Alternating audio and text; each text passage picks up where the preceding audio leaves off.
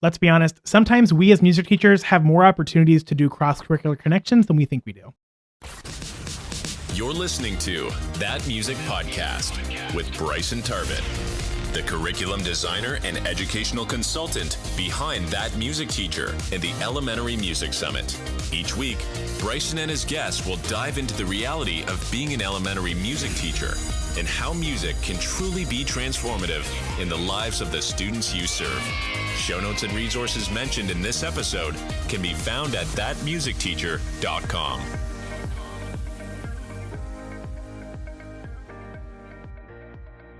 Hello and welcome back to That Music Podcast. I'm really excited to talk today about how we can create cross-curricular connections through our performances. I know that when we talk about performances, sometimes we can get really stressed out and really kind of tense up and about thinking about all the crazy things that have to happen. So if that's kind of your initial thoughts, if you haven't listened to episode 117, I highly recommend you listen to that. And it talks about why I don't put on these big, super large, in-depth performances anymore. But even if you have listened to that, I want to talk about how we can take our performances and turn them into opportunities to get outside of the music classroom. I'm going to go through a few reasons why I like to do this, and then I'm going to take you through my all-time favorite performance that I've ever put on, and which was completely 100% a cross-curricular connection through and through. So we know that as music teachers, we have that double-edged sword of being able to create our entire curriculum from scratch most of the times, which can be great because we get to do exactly what we want to do. It can be not great because we have to figure it all out on our own. But the reality is a lot of our general education teachers, they have kind of prescribed curriculums that they teach from. So they have a lot less flexibility over what to teach when, and sometimes even how.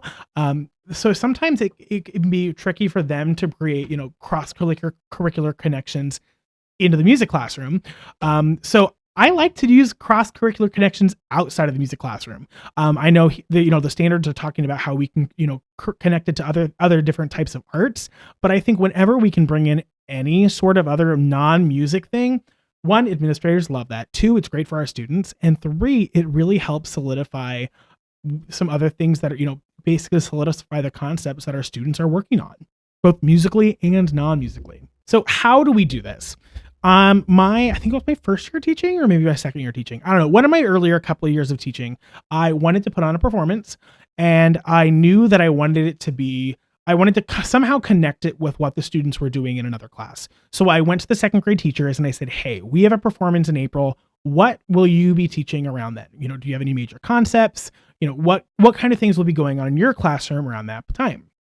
And at the time they said, all right, April, we typically get to the water cycle. And I said, perfect, I can work with the water cycle. So that's exactly what I did. I took the concept of the water cycle and I ran with it. And honestly, it turned out to be one of my favorite performances yet. So what I did is I essentially looked in all of my places for repertoire, the books that I have, my folk song collection, Beth's notes, just good old Google or Pinterest. And I tried to find children's songs, ideally folk songs, that had something to do with water, because that was the theme. And I found a bajillion because, as you can imagine, there are a lot of songs about water. The Itsy Bitsy Spider, that's a lot about water, but lots of songs. So what I did then is I looked at my curriculum map and I said, all right, what are we working on musically, concept-wise, in the months, the weeks, March, April? What are we kind of working on? And I was thankfully able to find a lot of crossover between the concept of the water cycle, the repertoire that I found, but also had musical elements. So there were rhythmic elements that I could extract from there. There were melodic elements that I could take out of there. There were things like form or dynamics that I could also use to help my musical curriculum go, even though we're learning a performance. So what I did is I took all these different songs. Some were about the sun, some were about clouds, some were about rain, and we essentially created a musical representation of the water cycle. And what I did to bring even more connection is I went to the teacher and said, hey, any chance you could have the students create writing samples that talk about the different parts of the water cycle? Because likely they're going to be doing that anyway, right? They're going to be writing about what they know, what the water cycle is, and kind of how it works. So what we did is we had students create either a poem or just, actual just reading out what the different part of the water cycle is, and then we would sing some songs. So, first we have someone talking about rain. Perfect. So they're going to tell us about how rain, precipitation, how that works, all that fun stuff. Then we'll sing a few songs that have to do about rain. Then we might sing a song then we will have students that'll talk about evaporation. And they'll read through their writing samples about evaporation. Then we're going to read some songs about the sun, right? Maybe because the sun's going to make the water go hotter, evaporate and things like that. Then we had some students bring up their writing samples and they read it about condensation. So then we had some songs about clouds and things like that. And then to make it a cycle, we ended again on more writing samples of students describing rain, precipitation. And then we ended with the same song that we started with, showing that it is a complete cycle and it's kind of a musical representation of the water cycle.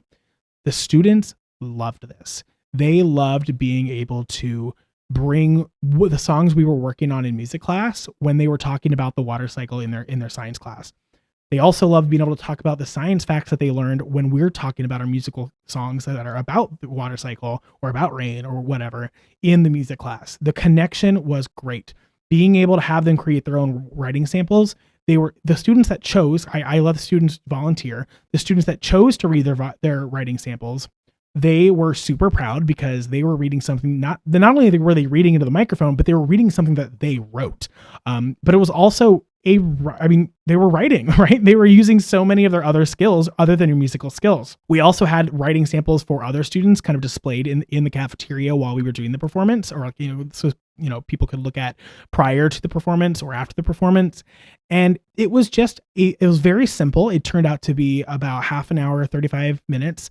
And it was exactly what I wanted it to be. It allowed the students to have the opportunity to perform, have them have a cross-curricular connection, and allow them to be able to perform and use musical concepts other than just doing a performance and having music be music. We were able to show that music is connected to so many other things. I love cross-curricular connections. Honestly, I don't know of many teachers who are against cross-curricular connections. Some might be against the extra work it might create, but I think it really helps. One, it helps solidify us as more than just that music teacher because it's allowing us to bridge into other curriculums, but it also shows our teachers that we are willing to work with them. Even if sometimes we might have teachers that are hard to work with because we aren't necessarily on a team, right? We don't necessarily have a music team that we get to collaborate a lot with. So whenever we're able to collaborate between our shared students, that is going to benefit not only ourselves, but the students as well. And I think that is a really cool way to think about cross-curricular connections is we are thinking about how we can better serve the students rather than how can I work with this teacher or how can I figure this out? We're saying, how can we solidify and increase the level of education that our students are receiving? You don't have to make it super complicated. You don't have to make it something that it turns into this huge thing that you do every year. I haven't done that performance yet. Again, I'll do it in a couple of years once people have kind of graduated through. But I think that we sometimes need to take a step back and realize that, yes, there are likely some general education teachers that don't want anything to do with us, but the majority of them are just trying to get by just like we are. And they might not think about how we can collaborate. So a lot of times when you give them the opportunity, and it could be as simple as saying, like I did, hey, we're going to be having a performance at this time of year. Are there any concepts that you'll have just covered or things like that around that time in your curriculum map? And that one can show a lot of things. It shows that you're willing to work with them. It shows that you're willing to work around them, and kind of using, rather than adding more work on them, you're taking you're just asking questions so that you can still do the work. You're not saying, all right, we're doing a performance, I need you to teach them this, or I need you to do this, that, the other thing. You're really saying, how can I help you better serve your students as well? So I know this is kind of a short but sweet episode, but I think that we need to do what we can to create cross-curricular connections just in general.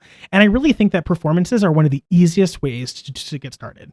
It definitely takes some forethought. You can't just boom, have a performance that has a cross-curricular connection. But there are a lot of, if you take some time, even just, an hour or so, and just really, all right, what can we come up with? What can we see? What sticks? And just see ways that you can make those connections. That is where the magic happens. Thank you so much for listening to this week's episode of That Music Podcast. Don't forget, we release new episodes every Wednesday, so mark your calendars and tune in for more engaging discussions on elementary music. If you've enjoyed today's episode, please consider leaving a review wherever you're listening to. They really help. That feedback really helps us improve and grow and kind of figure out what we want more of and what we don't want less of. And if you haven't already, I'd like to invite you to join That Music Teacher community, where you'll get early access to exclusive podcast episodes each month, as well as a ton of other amazing bonuses. For show notes, links, and more ways to connect, be sure to check out the episode description. Once again, thank you so much for listening, and I'll be sure to see you next week.